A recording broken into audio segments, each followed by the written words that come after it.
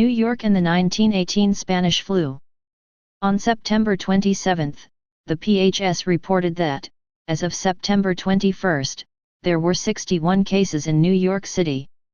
The epidemic had undoubtedly begun well before the 21st. By October 4, the PHS was reporting that outbreaks have occurred at Buffalo and at New York City.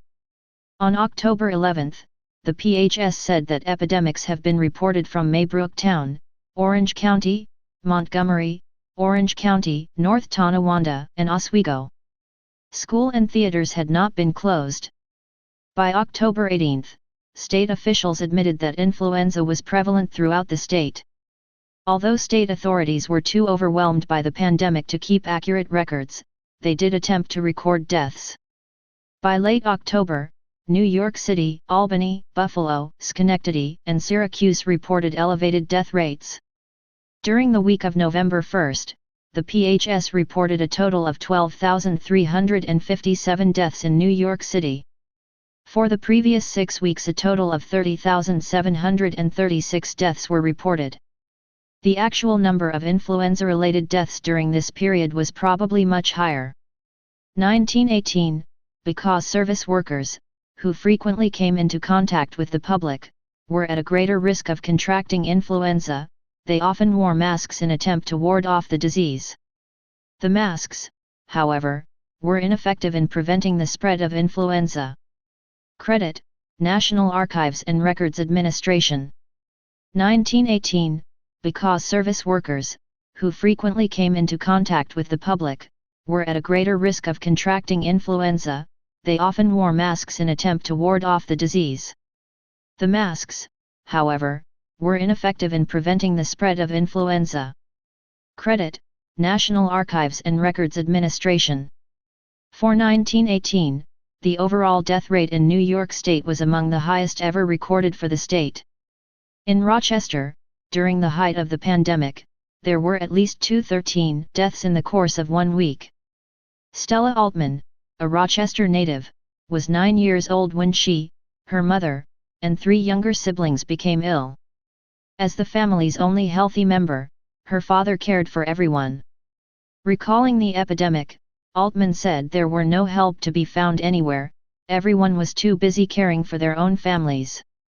Altman's mother died, but the children were all too ill to attend the funeral.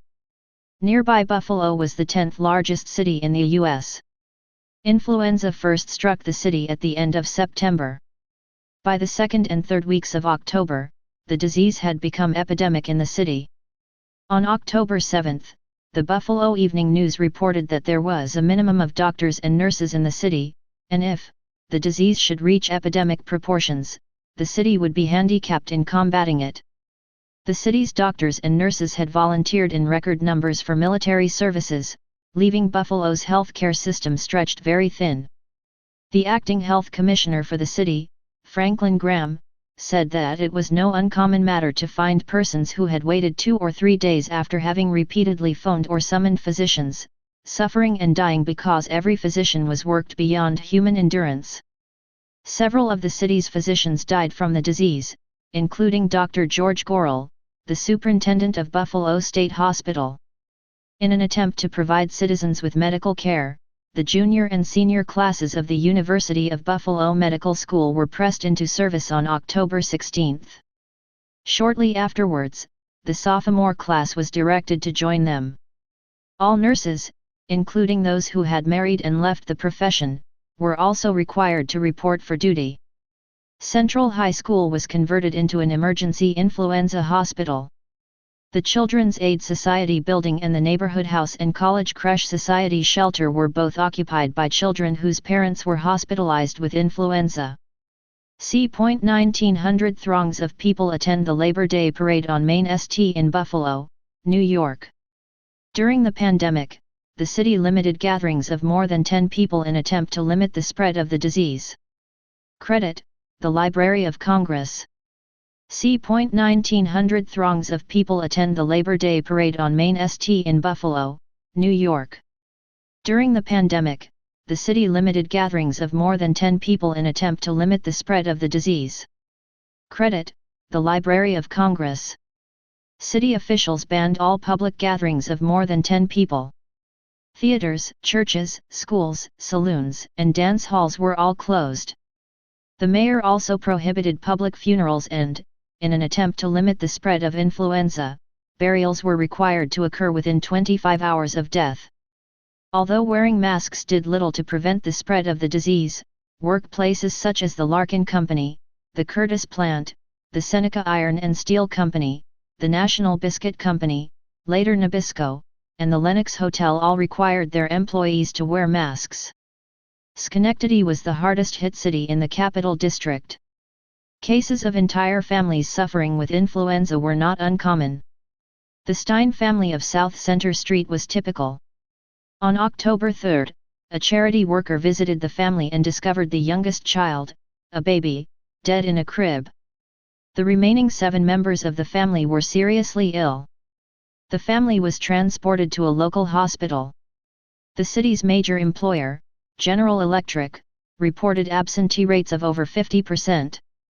Downstate, in New York City, Lillian Wald, one of the nation's foremost advocates of public health nursing, reported that dignified and discerning women stood on the steps at Altman's and Tiffany's Fifth Avenue shops and accosted passers-by.